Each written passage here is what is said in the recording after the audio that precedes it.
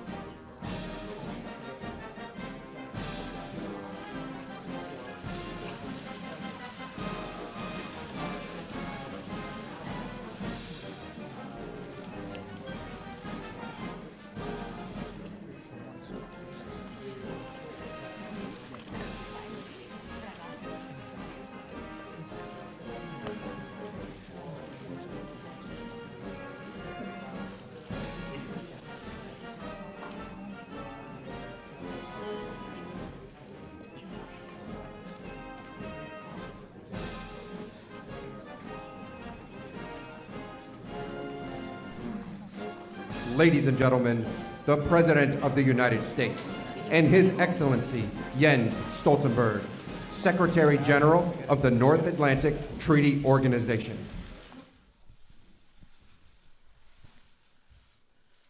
Thank you.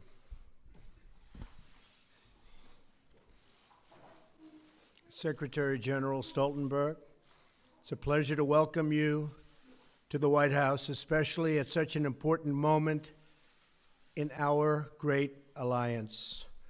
I also want to acknowledge the great work being done by our Secretary of State, Rex Tillerson, to strengthen the NATO alliance, as well as the Secretary's trip to Moscow to promote the security interests of the United States and its allies. He did a terrific job. Just watch parts of it. He did an absolutely terrific job. 68 years ago this month, not far from where we are gathered today, President Harry Truman spoke at the signing of the North Atlantic Treaty. In the nearly 7 decades since Harry Truman spoke those words, the NATO alliance has been the bulwark of international peace and security. NATO allies defeated communism and liberated the captive nations of the Cold War. They secured the longest period of unbroken peace that Europe has ever known. This enduring partnership is rooted out of so many different things, but our common security is always number one, and our common devotion to human dignity and freedom. Since 1949, the NATO member states have more than doubled, increasing from 12 to 28. On Monday, I signed the protocol to approve the 29th, the country of Montenegro. In the coming months and years, I'll work closely with all of our NATO allies to enhance this partnership and to adapt to the challenges of the future, of which there will be many. This includes upgrading NATO to focus on today's most pressing security and all of its challenges, including migration and terrorism.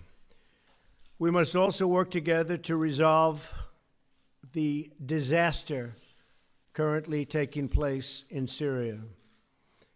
We are grateful for the support of NATO members and partners in their condemnation of Assad's murderous attack using the most horrible weapons. The vicious slaughter of innocent civilians with chemical weapons, including the barbaric killing of small and helpless children and babies, must be forcefully rejected by any nation that values human life. It is time to end this brutal civil war, defeat terrorists, and allow refugees to return home.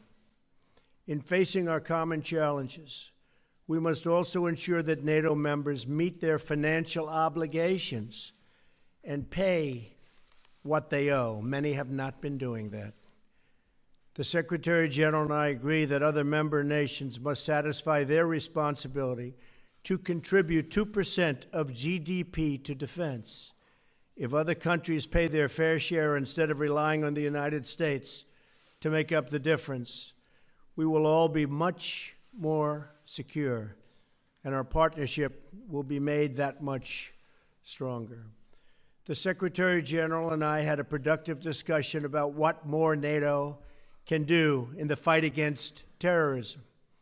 I complained about that a long time ago, and they made a change, and now they do fight terrorism. I said it was obsolete. It's no longer obsolete.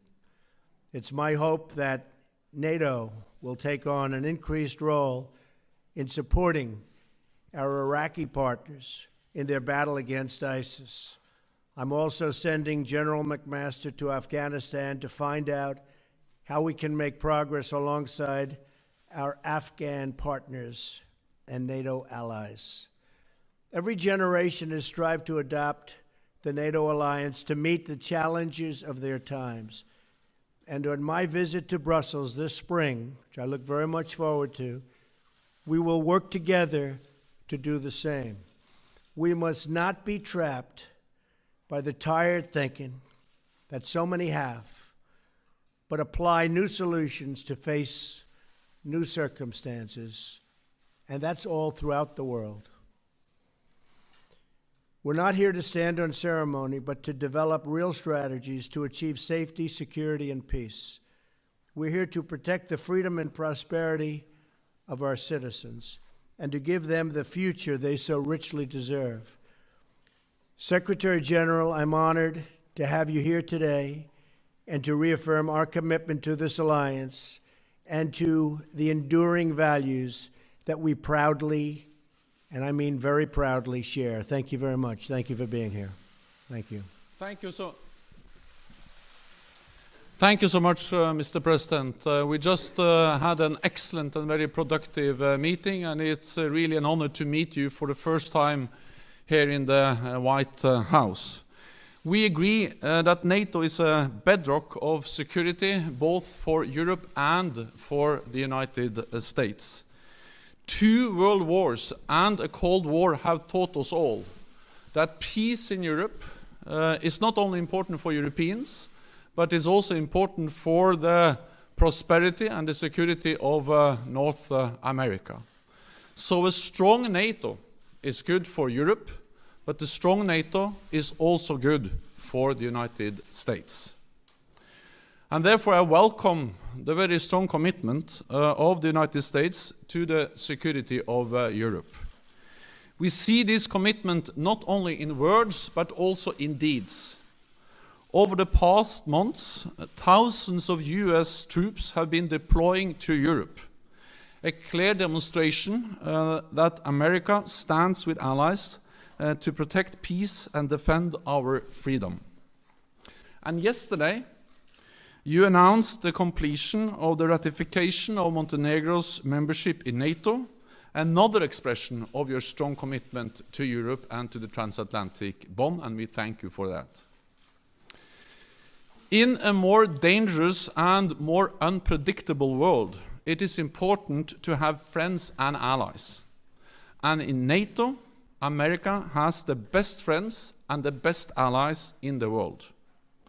Together, we represent half of the world's economic and military power.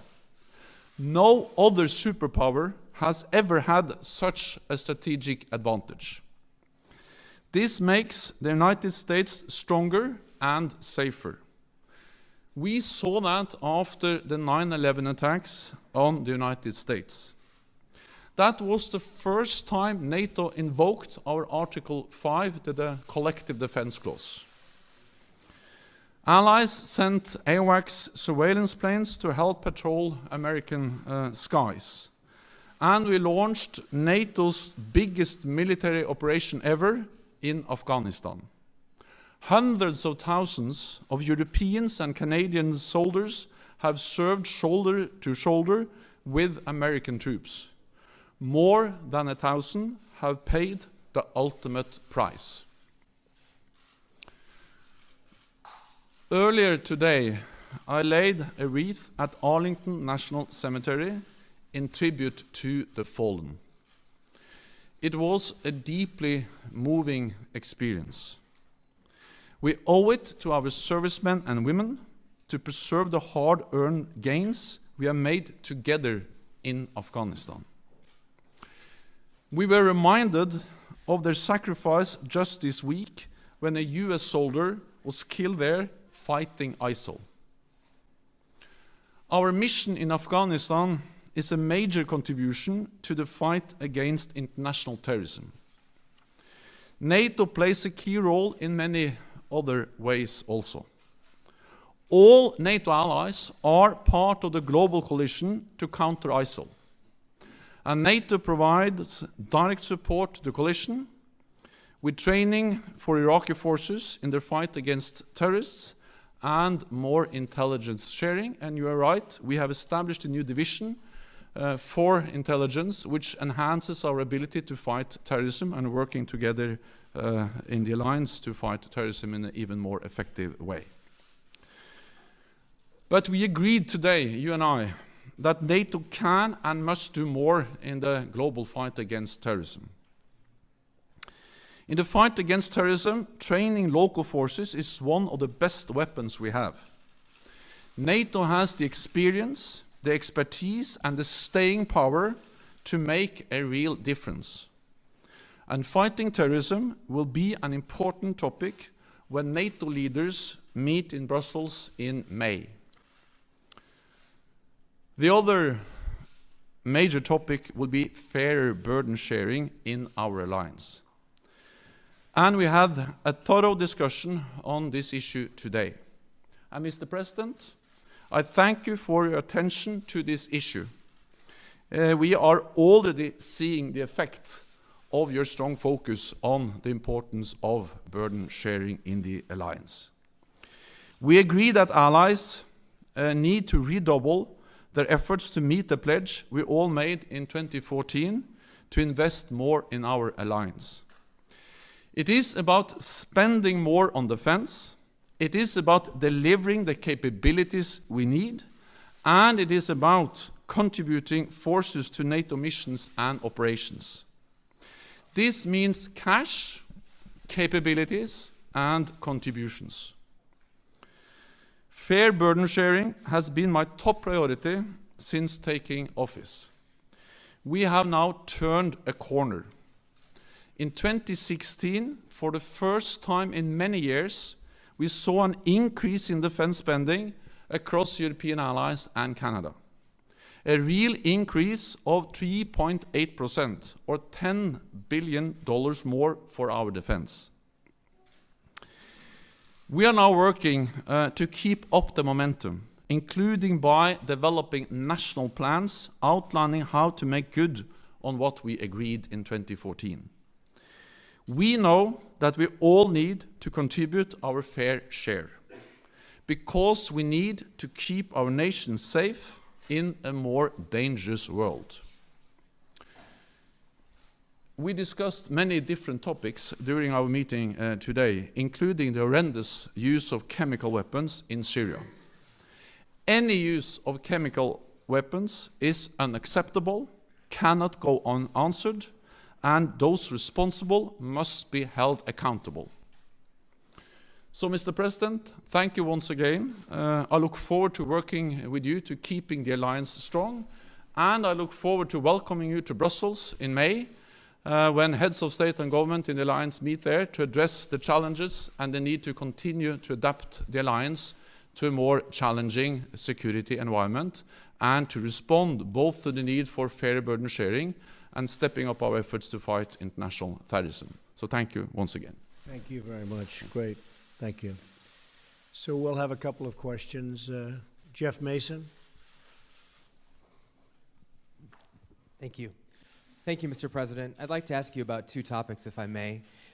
First, has your view of Vladimir Putin changed after what's happened in Syria? And what is the United States prepared to do if he continues to support Assad? And on a separate question, have you made a deal after your chat last night with the president of China about China helping to rein in North Korea? And is that one reason you've decided not to label Beijing a currency manipulator? Well, I'll be speaking to, yeah. You want to go ahead? Go ahead. May I? For the Secretary General, do you believe NATO should continue to bolster its presence along the alliance's eastern border? And are you confident that you have President Trump and the United States support for that? Thank you. I'll be speaking with Rex Tillerson in a little while, calling in. I think he had a very successful meeting in Russia. We'll see. We'll see the end result, which will be in a long period of time, perhaps. But the end result is what's most important, not just talk. And I think that based on everything I'm hearing, things went pretty well, maybe better than anticipated. It would be wonderful, as we were discussing just a little while ago, if NATO and our country could get along with Russia. Right now, we're not getting along with Russia at all. We may be at an all-time low in terms of relationship with Russia. This is built for a long period of time. But we're going to see what happens. Putin is the leader of Russia. Russia's a strong country. We're a very, very strong country. We're going to see how that all works out. Last night, Separately, I spoke with a man that I've gotten to know.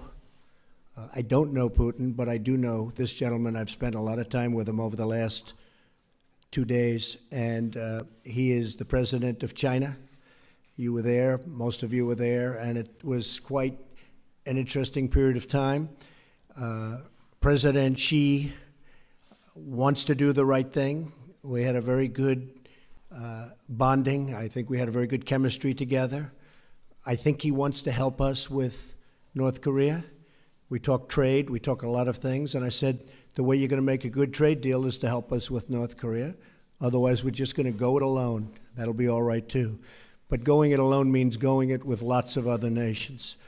But I was very impressed with President Xi, and I think he means well, and I think he wants to help. We'll see whether or not he does. Do you feel like you have a deal with him? And if I could just...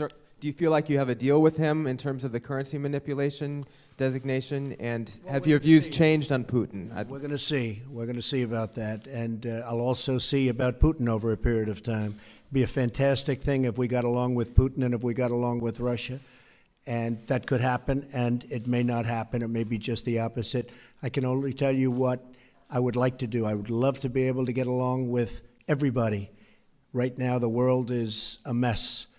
But I think by the time we finish, I think it's going to be a lot better place to live. And I can tell you that, speaking for myself, by the time I'm finished, it's going to be a lot better place to live in, because right now it's nasty. NATO is in the process of implementing the biggest reinforcement of our collective defense since the end of the Cold War. And one element of that is to increase our military presence in the eastern part of the alliance. And we are now deploying 4 battle groups to the 3 Baltic countries and Poland. And there will also be more US forces in that part of Europe. And this is the first time in many, many years that we see an increase in the military presence of the United States in Europe. So we are increasing our presence. And we are also increasing the readiness and the preparedness of our forces so we can quickly reinforce if needed. We consider the presence we will have when the 4 battle groups are in place as sufficient given the current security situation in Europe. But of course we will assess the situation and follow the developments very closely. The message from NATO is that what we do is proportionate, it is defensive, and we don't want a new Cold War, we don't want a new arms race. And actually, we strongly believe that there is no contradiction between a strong NATO, a credible deterrence and defense, and political dialogue with Russia. I actually believe that the precondition for a political dialogue with Russia is that we are strong and that we are united. But based on that, we can talk to Russia because Russia is our neighbor, Russia is there to stay. So we have to find ways to manage our relationship with Russia. And I am absolutely certain that the United States supports this approach, partly because the United States is contributing with forces to our enhanced presence in the eastern part of the alliance and also in the southeast of the alliance in Romania. And the United States and the President has clearly expressed that they want dialogue with Russia, but based on unity and strength in the alliance. Then the next question is from John Sopel.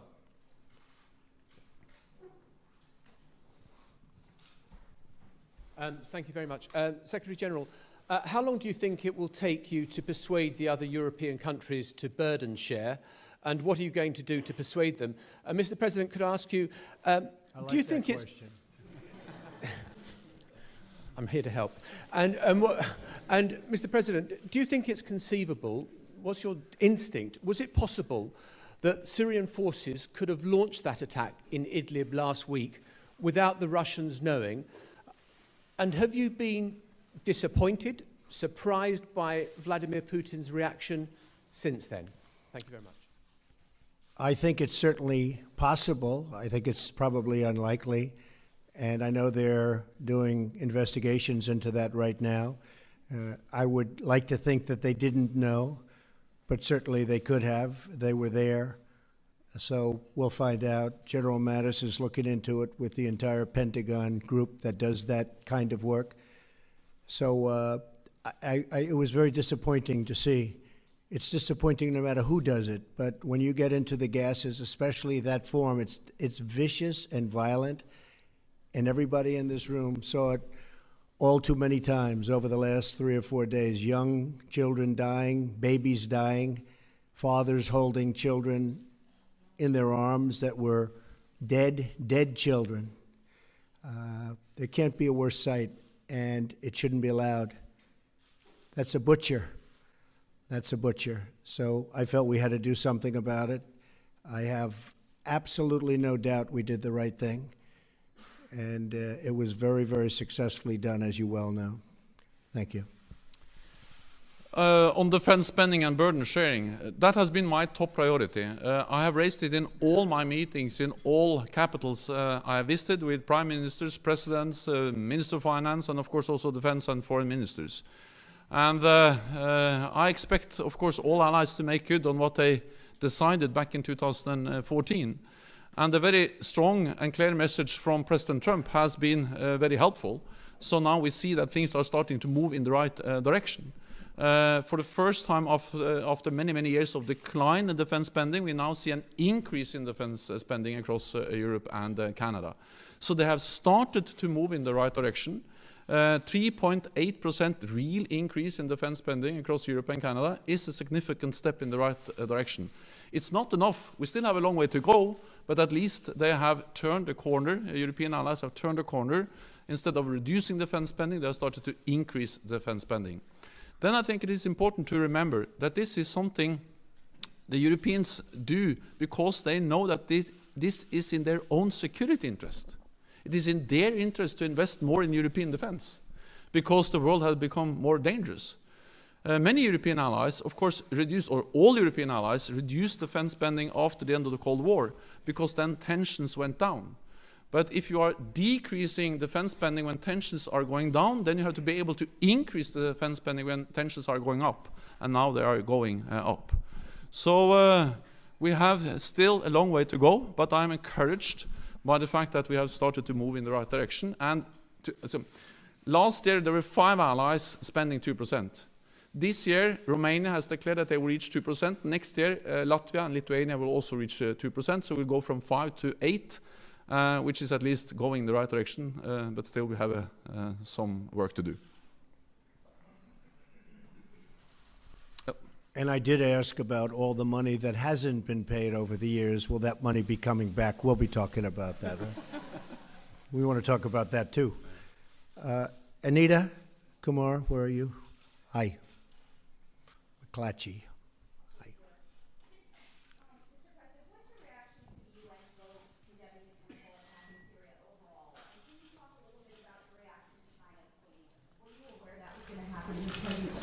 About that, give you a heads up, and how does that affect your relationship? We did talk last night. I think it's wonderful that they abstained. As you know, very few people expected that. No, I was not surprised that China did abstain. Very, very few people thought that that was going to happen. So we're honored by the vote. That's the vote that should have taken place. Secretary General, you talked a little bit about Moscow, about Russia. How do you counter their aggression in general? They've been interfering in recent democratic elections. How do you counter Moscow's power? The most important thing is to have a strong alliance, to stay united and be firm and predictable in our approach to Russia. And that means that we have to invest in our collective defense. That's exactly what we are doing. Deploy more troops in the eastern part of the alliance, increase the readiness of our forces, and increase defense spending. And I welcome the very strong message from President Trump on the importance of increased defense spending. We have started to do this, so we are implementing the biggest reinforcement of our collective defense since the end of the Cold War, providing credible deterrence. But at the same time, we have to find ways to engage with Russia, to talk with Russia. Because Russia will not go away. Russia will be our biggest neighbor. And we have to find ways to live with them and to try to avoid a new Cold War, a new arms race. And that's exactly why I am very much in favor of what we call the dual-track approach to Russia. And as a former Norwegian politician, I have the experience to work with Russians because Norway is bordering Russia. And Norway was able, even during the Cold War, to develop, I would call it a pragmatic working relationship with Russia. Cooperating with them on energy, on border issues, on environment, on fishery, and also in military affairs. And that was not despite our membership in NATO, but it was because of our membership in NATO. Because NATO provided the strength, the predictability, the platform for a small country to have a political dialogue with Russia.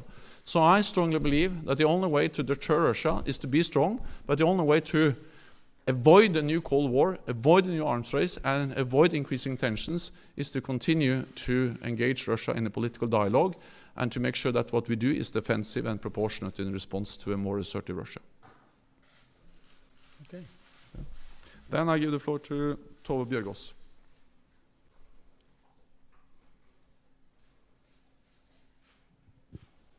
Thank you. Mr. President, I'm from Norway. Russia is our neighboring country. What do you think Europe has to fear from Russia if this tension continues? Say it. What do you think that European countries have to fear from Russia if this tension continues? I cannot hear. I cannot understand. She asked, I'll do it again. What do you think what do you think European countries have to fear from Russia if this tension continues to escalate?